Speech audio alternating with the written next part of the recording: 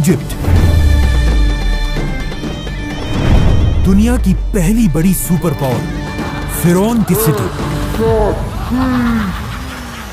इसी इजिप्ट के बारे में आप सल्लल्लाहु अलैहि वसल्लम ने अपनी वफात से पहले क्लियरली बता दिया था कि तुम मुसलमान जरूर एक दिन इजिप्ट को फतह करोगे, लेकिन याद रखना, जब तुम इजिप्ट को फतह करो तो वहां के आम लोगों के साथ नेकी से पेश आना, क्योंकि वो तुम्हारे रिश्तेदार हैं। नाउ आप सल्लल्लाहु अलैहि वसल्लम की वफात के कुछ ही अरसे बाद मुसलमानों ने उमर बिन खत्ताब की लीडरशिप में रोमन और पर्शियन एम्पायर को हराकर उनसे ये सारे इलाके फतह कर लिए। लेकिन जैसे ही मुसलमानों ने ये सारे इलाके फतह किए, अचानक यहां पर एक बहुत बड़ा मसला हुआ। इन नए इलाकों में एक बहुत ही खतरनाक बीमारी ताउन हर तरफ फैल गई, जिससे मुसलमानों की स्पीड तो खत्म हो ही गई, लेकिन इस बीमारी से मुसलमानों के सारे बड़े जनरल्स शहीद हो गए और नए जनरल्स को चांस मिला कि वो आगे आकर मुसलमानों को लीड कर सके। तो अब इन बड़े जनरल्स के शहीद होने की वजह से हजरत उमर ने इन इलाकों में नए जनरल्स लगाए और यहाँ पर मुसलमानों का आर्मी चीफ अमर बिन आस रज़ियल्लाहु तआला अन्हु को बनाया। अमर बिन आस के आर्मी चीफ बनने के बाद आहिस्ता आहिस्ता ये बीमारी खत्म हो गई और जब हजरत उमर को मदीना में इसका पता चला तो वो खुद हालात को कंट्रोल करने के लिए मदीना से मुसलमानों की फौज की तरफ गए। लेकिन ऑफ कोर्स जाने से पहले उन्होंने मदीना और पूरे अरब का कंट्रोल हजरत अली रज़ियल्लाहु तआला अन्हु के हवाले किया। मतलब ऑफ कोर्स अगर हजरत उमर को इस सफर में कुछ हो जाता तो ऑटोमेटिकली हजरत अली रज़ियल्लाहु तआला अन्हु इस पूरी एम्पायर के नए खलीफा बन जाते। जैसे ही हजरत उमर सीरिया पहुंचे, वहां उनकी मुलाकात नए आर्मी चीफ अमर बिन आस से हुई और उन्होंने खलीफा उमर के सामने एक नया जबरदस्त प्लान रखा कि अब हमें रुकने के बजाय एक नई दुनिया की तरफ जाना चाहिए, इजिप्ट। पर वही इजिप्ट ही क्यों? मुसलमान तो रोमन एम्पायर के कैपिटल की तरफ भी जा सकते थे, क्योंकि इजिप्ट कोई आम इलाका नहीं था और पिछले हजारों साल से इजिप्ट दुनिया के सबसे रिच इलाकों में से एक था, जिसकी ताकत को कुरान में भी बार बार एक्सप्लेन किया गया है। लेकिन आखिर इजिप्ट इतना पावरफुल बना कैसे? आज से 5000 साल पहले दुनिया के हालात कुछ ऐसे थे कि दुनिया की सबसे इंपॉर्टेंट चीज सिर्फ एक ही थी, पानी।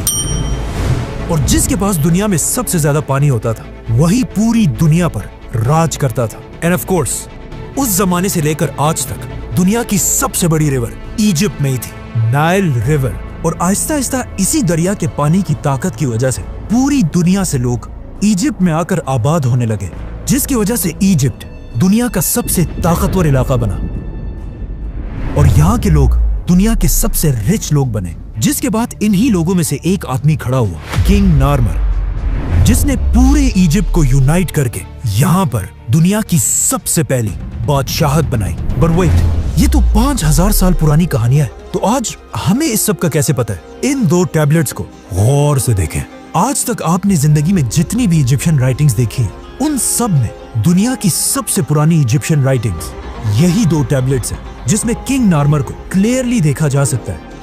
आहिस्ता आहिस्ता यही इजिप्शियन एम्पायर ताकतवर होती गई और अगले 1000 साल तक इजिप्ट ही पूरी दुनिया पर राज करता रहा। 1000 साल तक दुनिया की सुपर पावर रहने के बाद अब इजिप्शियन फिरौनों को यह बात कंफर्म हो चुकी थी कि उनसे बड़ा इस पूरे यूनिवर्स में कोई भी नहीं है। जिसके बाद पहली बार उन्होंने एक ऐसा दावा किया जो उनसे पहले किसी ने नहीं किया था।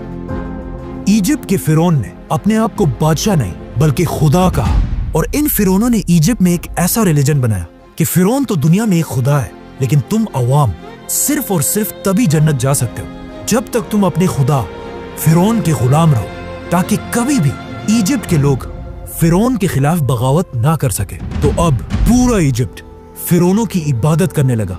लेकिन आहिस्ता आहिस्ता इन फिरौनों के रिलीजन में भी कुछ चेंजेस आने लगी और आखिर यहाँ पर एक बहुत ही अजीब कॉन्सेप्ट आया कि हर फिरौन खुदा नहीं है, बल्कि सिर्फ वही फिरौन खुदा रहेगा जिसका जिस्म उसके मरने के बाद भी हमेशा के लिए till the end of time बिल्कुल ठीक ठाक रहे। तो अब इन फिरौनों की आपस में एक रेस स्टार्ट हुई कि कौन अपने जिस्म को हमेशा के लिए सेफ रख सकता है। तो अब फिरौन अपने जिस्मों के साथ एक्सपेरिमेंट्स करने लगे, जिससे दुनिया में पहली बार ममीज का कॉन्सेप्ट आया।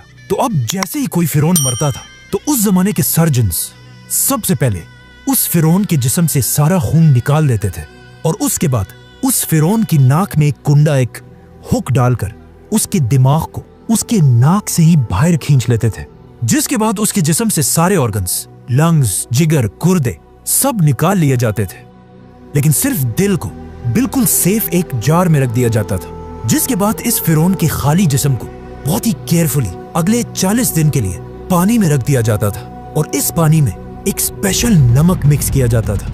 40 दिन के बाद फिरौन को निकालकर उसके खाली जिस्म को रेत से भर दिया जाता था ताकि वो हमेशा के लिए अपने सही शेप में रहे। और फिर फाइनली फिरौन के जिस्म पर तेल और हनी लगाकर उसके जिस्म पर हमेशा के लिए व्हाइट पट्टियां बांधी जाती थी और फिर उसे एक बहुत ही महंगे ताबूत में बंद कर दिया जाता था।